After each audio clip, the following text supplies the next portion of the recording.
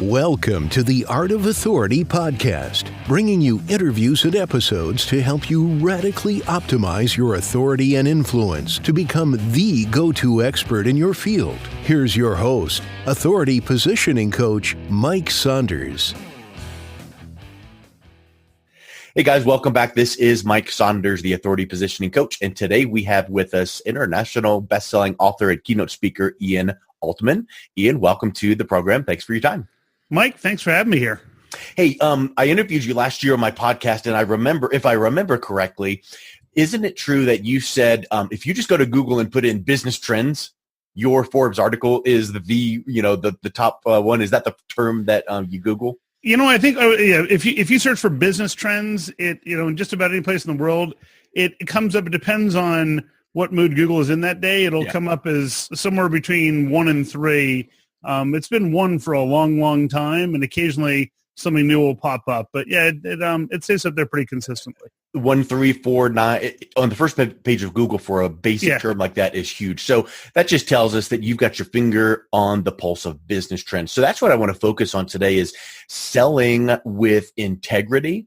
And the whole summit is authority and influence using your expertise, and integrity could be, like one of those, in parentheses, integrity, influence, because you can't have influence without integrity. So speak a little bit about that, selling with integrity, and how that ties into, really serving people the best. Well, Mike, it's funny you mentioned that. One of the comments I often hear from people is, wow, you almost never hear the term selling and integrity in the same sentence. Yeah. In fact, you rarely hear it in the same book, let alone the same sentence. So they're not always thought of together, but especially when you're dealing with people who are subject matter experts or authorities, you can't undermine your credibility. Now, candidly, nobody should undermine their own credibility and not sell with integrity. But the idea of selling with integrity is something we talk about in same-side selling as seeking out the fit. We refer to fit as finding impact together. So what it means is that when you're talking to a potential client, what you're trying to figure out is, do they have a problem that I'm good at solving? And if not, we just don't have a fit. And if they do have a problem I'm good at solving, then we have something worth discussing. It's interesting that I think a lot of salespeople would nod their head and say, yeah, that's true. Or, I'm a coach and I need to sell my services. Yeah, that's true. I get that. But then when you get in the heat of the moment, it just seems like if there's a whiff of they'll write you a check or send you money, then it's like, let's do it. And the problem with that is something I experienced a few years ago in my marketing agency is you feel tempted and give into that temptation of, oh, you need social media marketing? I could do that. Oh, you need text? I could do that. Oh, you need... And when I started eliminating all of that shiny object syndrome and focused on one thing, authority positioning, now all of a sudden it just makes things clear for people. So my question with that is, yes, it sounds good to say you need to sell on the same side, and if there's a problem you can solve, but how do you really position that to that prospect? Do you verbally say, now listen, let's just be clear here. I'm not going to ask for your credit card. I just want to learn a little bit more. And if there's not a fit, I know it sounds cliche to say this, but I'm just not going to recommend what I can do for you, but I do have some connections. Do you literally say things like that to set the stage in a conversation? Yeah, there's a concept that I teach called disarming, and it's not some clever tactic that happens to be true. Like, for example, when I talk to organizations, someone wants me to keynote for an event, what I often say to them is, what are you trying to accomplish with your attendees? What are you trying to change? Because if I don't feel that I can do that, I'll recommend somebody else. The last thing I want to do is take a stage where I'm not going to deliver the results you need for your audience. And people will say, okay, and halfway through the conversation, sometimes they're looking for something that I don't do. And I'll say, I'm probably not the best person. And they usually say to me, oh, we just thought that was like a line. Like, I'm actually not the right person. Here's the thing that people have to recognize. If you're trying to sell something to somebody and you're not perfectly suited to deliver that, it's going to end up in a train wreck anyhow. Yeah. So you're just avoiding the embarrassment. You're avoiding that disaster that both you and the client are going to experience. And here's the thing, and it's difficult if you're somebody who really needs the business to walk away from something. But if you think to yourself, look, if I deliver a great result for somebody, it's going to come back tenfold. If I don't deliver a good result, the negative is going to come back 20-fold. So I can never put myself in a position where I'm not going to deliver results for the client. And when that happens, all of a sudden you become more referable, you get more repeat business, and those people become raving fans. I think it's really interesting when someone makes a statement like that, because it sounds like one of those, soundbite statements and, oh, sure. But in real life, I don't know. But I will tell you that just about 6 months ago, I had that happen where I had a connection on Facebook. We connected on the phone. He says, here's what I need. And I listened and I said, listen, what I have, what you called me about, I can do it. But you just described all of your team, all of your things that they do, and they can do exactly what I do. There's zero need for me at all. And he's like, wow, I appreciate that. About 3 days later, I get another message, Mike, meet Matt, meet Mike. And this guy had made a connection and a referral to me, and that turned into business. And there was no, deal. If I turn this down, you must. It just wasn't a fit. And so that definitely happens. And I'm sure people watching and listening to this can say, I've got an example too. So I love when people can kind of own that and then see it actually happen in real life. But do you think that's something, what you said, if you take on a client, you really shouldn't, and then something goes a little sideways, it just feels so bad. And do you feel that someone has to go through that at least once to have that settle down on their system, and then the next time they go, all right, I'm not doing that anymore? Well, I hope they don't have to. Well, right. I think if your client can see that you are always looking out for their best interest, then quickly what happens is your trust level goes through the roof. Yeah. And then they contact you for everything. I'll give you an example of something that people will probably scratch their head and say, why would you ever do that? I had a client who I had done a keynote for in the last year. And they called me up and said, oh, we have this other event. We'd love for you to come speak there. And I said, well, so what's the difference in the audience? Oh, same audience. I said, okay, what are we trying to accomplish? Well, just, same kind of stuff. We just want them to hear it again. And I said, okay, would you be open to hearing from somebody else? And then the next time you have an event, I'm happy to come in, but I think your audience may actually be better served by hearing from multiple people rather than just from hearing from me.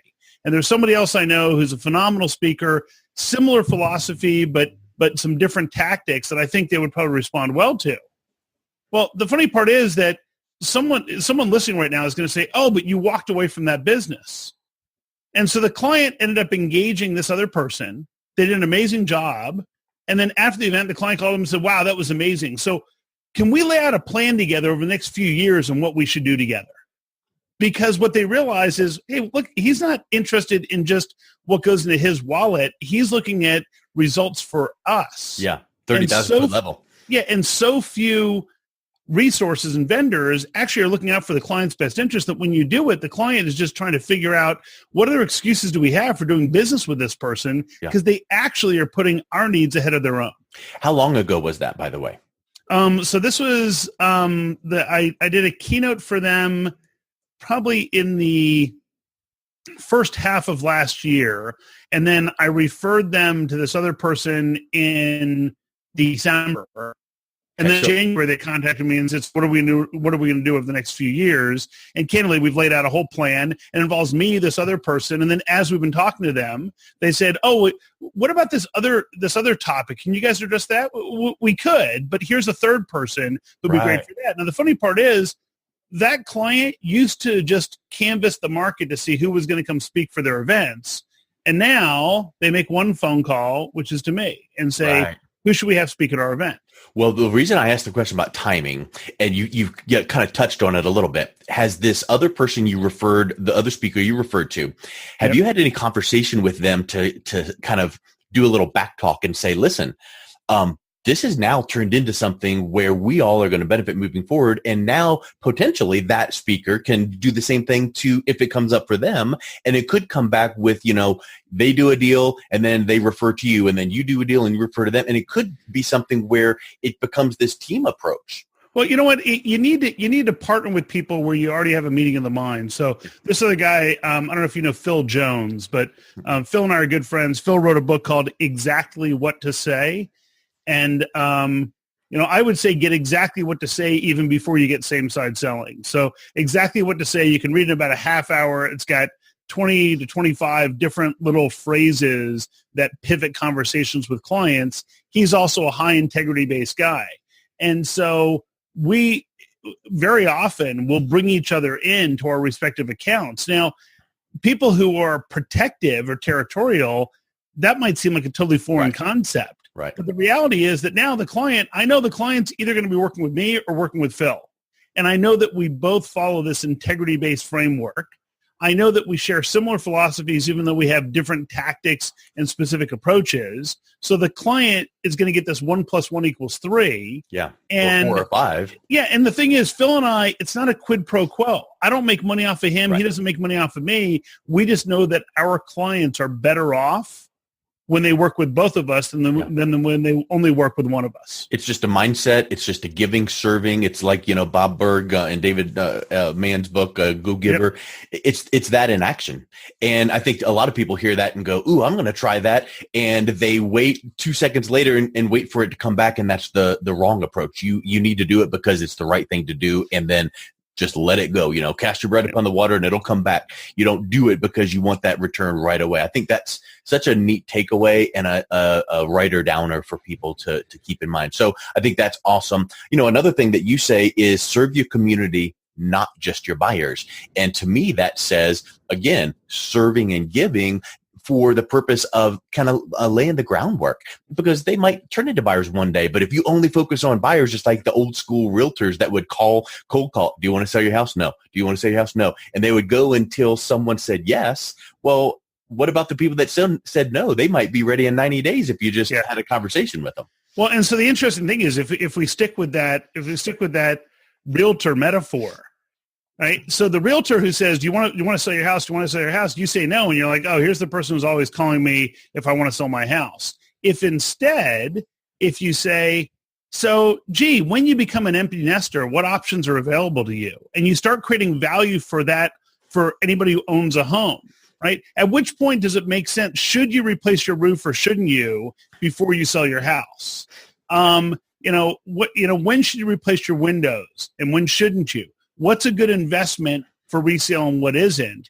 Guess what? The person who does a home renovation now and is going to sell in 5 years, if you give them good guidance, you're the person they trust 5 years later when they're ready to sell their home. But if you're the person who just says, are you looking to sell your house? No. The audience can see, oh, you're in it for the short term, not the long term. Right. So I don't really need you.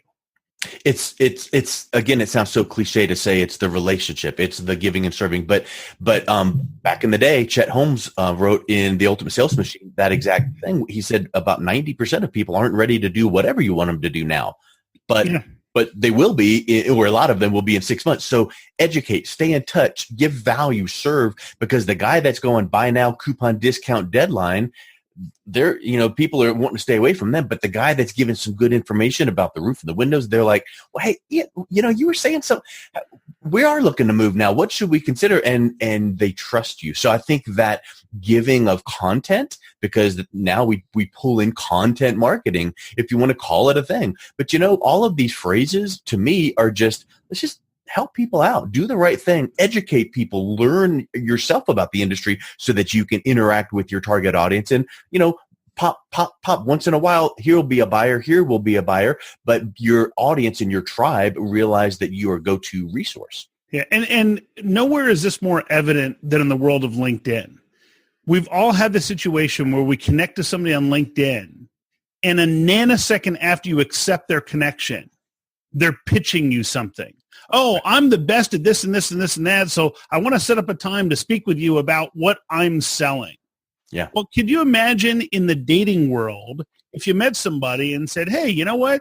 So you initially meet somebody and right away you say, I think I'd like to sleep with you. I'd like to set up a time so I can talk about me.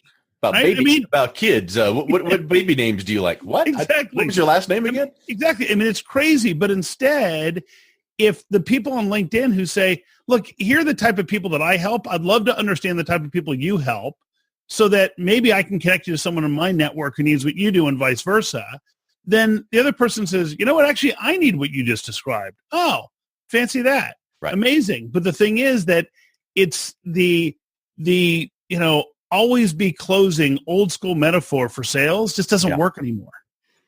But people still, I mean, but people still think it does. But guess what? That works to people that, like us, let's say, that use that good technique. It works to our advantage because our competition still hangs on to that old way, and our prospects see us as different.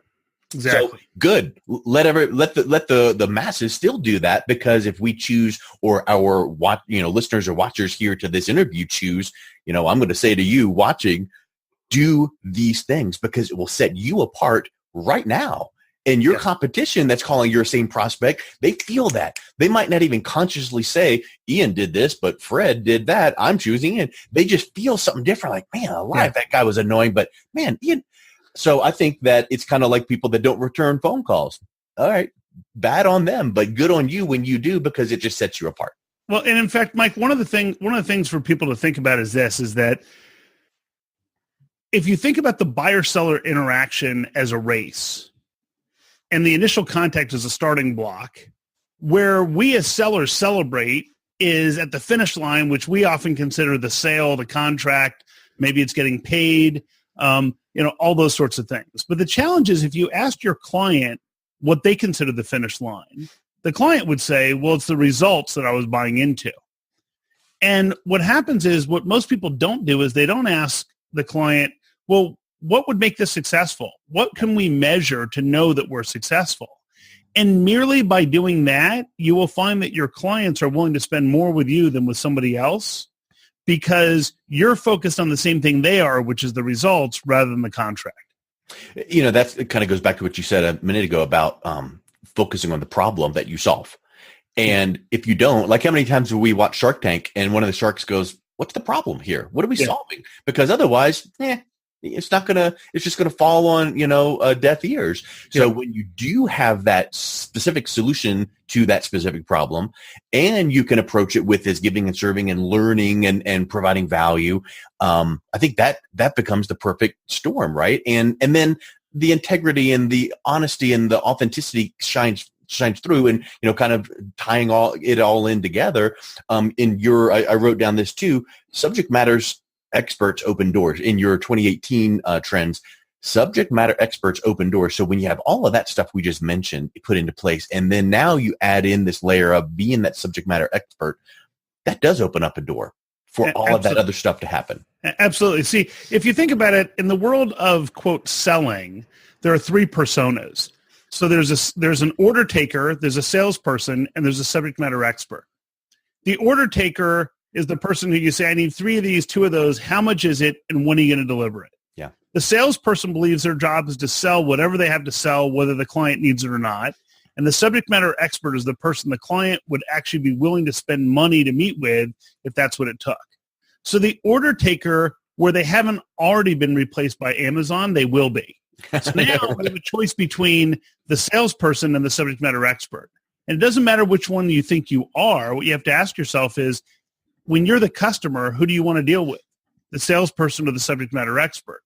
So if you can bring expertise to somebody that says, gee, here's some of the trends I'm seeing in your space, and I'd love to talk to you about how you're dealing with those and how we see other people dealing with them, you've got an opportunity for a meeting. If you call up to say, hey, I'd love to talk to you about how much of my stuff you can buy, right, you're not going to get a lot of meetings. Or this deadline for my stuff with a discount that expires on, and they're going, what?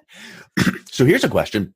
Let's say that you take that approach, and let's say that before you take that approach, you have built out some good content based on the buyer's journey from your previous buyers, and that they have this question, this problem, you have this solution. They typically have these, needs, and you create some content, whatever that might be. Sure, you could write the book on it, but maybe you just produce some podcast episode interviews, or you did some blog posts, whatever those things are. And now when you're reaching out to people for that initial meeting, you go, hey, you know what? That meeting we're going to have next week, I'm going to shoot you a quick email here with a couple links. I was recently interviewed on this podcast, and we touched on some of those same questions you just asked. So we're going to go deeper in the meeting, but I just thought I'd send that to you. Okay, great. No problem.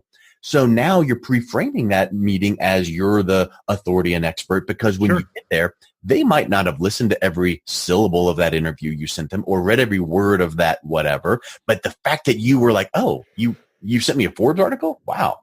Yeah. Now you walk in as that expert, and they have a conversation with you. Yeah. And I realize that not everybody who's listening has a column in Inc. and Forbes. So I have a benefit in that I'm usually sending them to one of those sources. But candidly, it doesn't even have to be. I mean, it's, I had a post on, and I've got a program called the Same Side Selling Academy. And we had a video in there talking about how to position yourself against the competition. And I was talking to somebody who said, well, we're having these competitive issues. And I said, great, we're going to be talking tomorrow. I just posted this in the Same Side Selling Academy. It's totally free. You may want to check it out. And so when the person called the following day, she said, I watched that thing. It was exactly what I needed to learn. And, people had said you had expertise in this area, but wow, it was fantastic. So how do we engage you? And that was it. But it was like, rather than me trying to re-articulate what I already done in a webinar, I just was able to share with her an 8-minute video that gave her everything she needed to know. Well, I think I need to take that snippet out and just frame it or put it in lights, because I've said that frequently, and other people that I've interviewed, other experts, we've touched on this. And I think this is a missing piece in someone's business development. They feel like, let me run some Facebook ads, let me run some this and push marketing. Well, if you can take those main questions and those main pain points and those main deliverables and obstacles you help your target audience solve, and you create these things, and sure, it could be on Inc. and Forbes and all of those, but until you get to that level, do a YouTube video and put it on your whatever. But if you can have those snippets and use them in your sales process, business development process, and you don't send 19 links to one person, but just in conversation, you go, oh, you know what? I've got episode number 9 and 16 that address those same things. Let me send them to you. And now you're not having to blah on the phone or in person with them, or just send a stock email response. You're sending some good content. So boy, and the other word that ties in there is evergreen. You do that once, and boy, you and your sales team and your admin staff, they don't need to remember and be trained on, role playing. All they got to go is, when someone asks this, send them episode 16. Yeah. Done. Exactly. And here's the thing. You could spend an eternity trying to train your admin and salespeople to get that message right. But I can tell you that you get a much greater likelihood of teaching them how to send that link than you do getting them to perfect the message. Yep. Because, they'll leave in 6 months, or 2 years later, they moved on to something and you got to train somebody else or whatever. But you're the brand, you're your person. So I think that is another implementable, writer downer, practical, tactical thing that our watchers need to realize. Keep it simple. Think of 3 things. Think of 3 things that you really would want to communicate to your prospect when they're making a decision to buy from you, whatever it is. And everybody is in sales. If you own your business, you're a coach, consultant, author, entrepreneur, you're selling something. What are those 3 things that people need to really get down into their understanding? Put out a piece of content. Go find some podcast to get interviewed on and talk about that one thing. Get some piece of content out there so you can use it. So I think that is massive. Another thing that you touch on is being able to, I kind of want to go back to that, serving the community, not just the buyers, because it kind of drops those breadcrumb trails to the people in advance of them even realizing they have that need. So I think that's a really big thing that people need to understand. Yeah, and I forget which brand it is, and Jay Baer talks about this in his book, Utility, where the idea is creating stuff of value. And I think it's Columbia Outfitters or Columbia Outerwear has an app that is all about how to tie knots. Right. So if you're an outdoors person and you're out, you need a certain type of knot, here's how to tie it. And there's an app that shows you how to do all that. Well, you might believe that they sell rope, and they don't. They don't sell any rope, but they know that their audience is going to care about that. They're getting reinforced by their brand. They're being valuable to their audience, and the audience rewards them with loyalty. So, for example, I look at it on, for example, the Same Side Selling Academy that I have. People are like, oh, you could monetize that. You could charge a fortune. I'm like, yeah, but I'm serving the people who can't necessarily spend the money today. And it doesn't mean that we won't have more advanced offerings that people can pay for at some point in the future. But it wasn't, well, let's wait and then we'll charge people. It's, look, just serve this community. Yeah. It's good for my clients. When I give a keynote, people will often say, hey, So what does it cost to sign our 500 people up for the Same Side Selling Academy? Nothing. They can just join. Wow. Really? Yeah. Now, in the future, there's going to be all sorts of different pieces of curriculum up there that'll be a paid-for service, but the interaction and the ongoing reinforcement doesn't cost anything. And I'm building a community of like-minded people. Yeah. And, they all like to hang out with each other. And someone will sometimes post, hey, I'm running to this challenge. So, Ian, what should I do? And they'll get an answer from someone else who had the same problem who I already helped them with. And they say, oh, here's the way I did it. It worked great. Yeah. And now the community serving themselves, it's awesome. I mean, it's great for me to see because I just get to chime in and say, by the way, what Tim said is dead on right. Yeah. What he said. Yeah. Right. Yeah, that's really interesting. So here's something when you were explaining the Not app. I thought of something else, and it's a little bit unique because I'm sure we can Google it to confirm it, but I remember this social media campaign that Charmin did, the toilet paper. They created an app for people that were on a road trip, to find the cleanest bathrooms around in rest stops. That's awesome. Because that's a concern. Right. So if you've got that app, now that's something worthy of like Seth Godin says, worthy being remarked about. So that's remarkable. Yeah. But it's selling toilet paper, right? But it's interesting and it's funny. And hey, I'm in South Dakota. Where's a clean bathroom? Oh, right there. Good. So what can we do? You do as a business owner, entrepreneur. What do your clients and prospects and target audience need in a practical sense that would be similar to what you do, so that maybe you don't need to go build an app, but what would be something that they can go, ooh, that's practical. And then they really appreciate your brand and you for bringing that to them. And who knows what door that could open up. Absolutely. I mean, it's, for starters, I'm thinking about this Charmin app now. And, I'm wondering, like, instead of swiping right or left, I guess you wipe right or left, right? But the idea with, if you've got someone who's an executive coach, they might be thinking about, well, how do I sell more coaching? And instead what you want to think about is, what are the challenges your clients face? So it's, hey, what are some things you can do when you've got great team members, but they're not all rowing in the same direction? Yeah. So here's some content to give you ideas on how to do that. Well, the people who need executive coaching and don't necessarily realize it are facing that problem. They don't know they need coaching yet. Yeah. But that's an aha moment, and they go, oh, my word. What do you do when one of your team members come in and say their teenage son is on drugs? And, well, that doesn't have anything to do with executive coaching, but if there is a teachable moment there and they, get that content from you or whatever the case is. But, yeah, you need to think about what are those trigger moments that might be the precursor to them needing what you do, and they don't even realize it. And it really is, ninja, under the radar if you think about it. But that takes it to a deeper level of serving. That's not saying when you need an executive coach, what are the 7 things to choose from? They run from that. Exactly. Some of those things that are helpful and actionable, that's interesting to them. And in fact, one of the things that to be careful of, and my good friend Marcus Sheridan talks about this a fair amount, is when you're providing that valuable content, don't conclude with, and to learn more about my executive coaching services, contact us. Just guess what? They're reading it on your site. Yeah. End up with your friend Mike. If they can't figure out how to reach you at that point, they're too stupid to be a client. Yeah.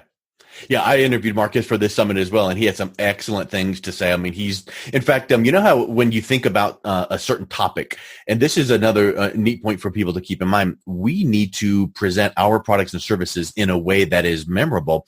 But for me personally, I came to understand the content marketing world through Marcus, through his podcast and through his work out there. So I'm certain he was not the leader of the movement back in the day, but that always stuck with me. So when I was putting the summit together, I'm like, ooh, I want to get Marcus, and we just had a great talk. So you're exactly right.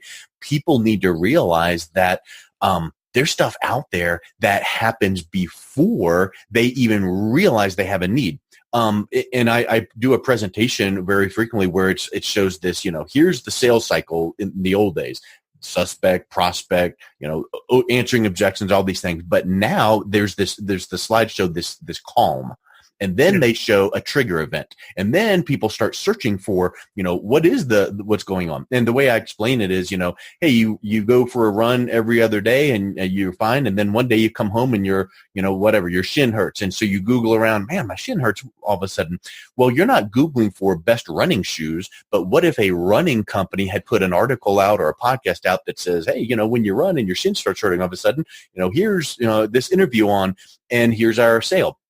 The point is, you didn't Google buy shoes. You Googled my shins hurt after a run, but that could lead you to be thinking toward that. What is it in your business that people can be, thinking of before, I need to make a buying decision? What are some of those precursors? I think that's a big piece of research. Yeah, and if you think about this, if the article you got to or the content you got to said, if your shins hurt, you should buy our shoes, then you're going to be like, oh, that was just clickbait. Right. An advertorial. That was ridiculous. But instead, if they said, well, so here are 3 of the causes of why your shins could be hurting. It could be this, it could be this, it could be your shoes. Yeah. So for people that have this problem where it ends up being the shoes, most of the people find that our shoes solve that problem, but not everybody. Yeah. And so here's some alternatives. So here's some different alternatives. And by the way, if you try our shoes and your shins still hurt, send them back to us on where we found the money. Right. If you do that, they'd probably convert 80% of the people that hit the page. Yeah. Because you're teaching, you're not pushing, you're showing your competition, you're giving a guarantee, you're removing risk. Yeah. Yeah. Which is how Zappos really became, who in the world would buy shoes online? Well, when you have free shipping both ways, if it doesn't fit, boy, it removes that risk. That's really huge. Well, and then they take it to the next level, which is, so you're not sure which size you need? We'll send you 3 sizes. You pick the one you want and send back the other 2. Yeah. You can do that. And guess what? So people's assumption is, Zappos must sell their shoes at a discount. No, they sell full retail. Nobody sells shoes at full retails except for Zappos. They sell more of them than anybody else online. It's crazy. Well, and while we're talking about Zappos, one of the classes I teach at a university, we were talking about this same topic, and I did some research, and I found that Zappos, they're known for their culture, right? Well, they teach their customer service reps, you engage with the people calling in. If they need something, you just engage with them. You don't have a time limit. And if I remember correctly, it was either 3 hours or 5 hours, something just mega long, where this customer service rep talked from everything from soup to nuts, and this person was just blown away, right? And then again, it just was something where you normally like churn and burn, but they're looking at things that are way beyond making that sale. And when you can do that in your business, you're known for someone that is that resource and people feel comfortable coming to. Yeah. And then, the sale can get made. Maybe it doesn't, but you're doing the right thing. Yeah, Zappos has got so many great stories. And it's that B2C space a little bit different than people who sell in the B2B world. But still, it's that notion of, if you understand, we often use this concept that a buddy of mine, Bob London, coined called the elevator rant. And the idea is, what would your ideal client be complaining about or ranting about that you're good at solving? And if you understand those, then what happens is you use a model that we talk about in same-side selling we call the same-side pitch, which is entice, disarm, and discover. So you entice by sharing problems that you solve with dramatic results. Then you disarm the notion that you're just there to sell something by acknowledging that not everyone's a good fit for you.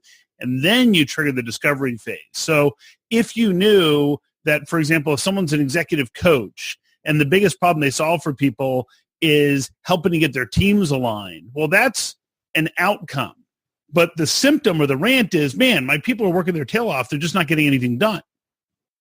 So the executive coach, using entice, disarm, and discover, would say to people, well, so my clients come to me, usually CEOs, because they've got amazing people on their team and they're all working hard. They're just not accomplishing what the business is trying to accomplish. Or they've got different people where they're just not seeing eye to eye. So there's a lot of tension on the team and each one's pointing fingers at the other one, which means they're not getting things accomplished. Or the CEO feels like they're babysitting people instead of actually getting things done. And for the right organizations, they tell us we solve those things and life gets way better. But I don't even, everyone we talk to isn't a good fit for that. I don't yet know if we can help you. But if that's something you're facing, I'm happy to learn more to see if we can help.